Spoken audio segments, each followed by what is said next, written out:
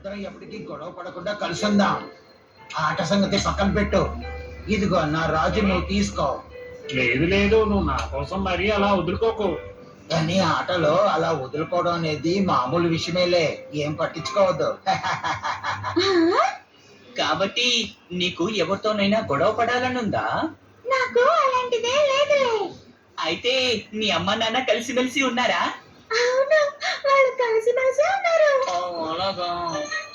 ఈ కుటుంబం చాలా బోరుగా ఉంది.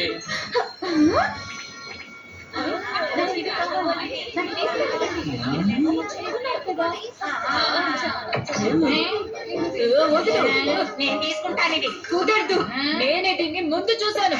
నాకు ఇది నచ్చింది, తీసుకుంటాను. ముందు నువ్వు తిండి వదులు.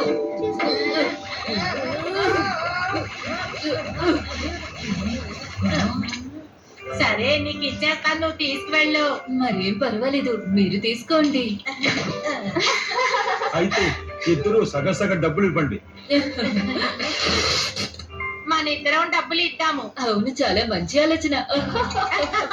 అవును కదా. నాకు ఇప్పుడు ఒక నిజమైన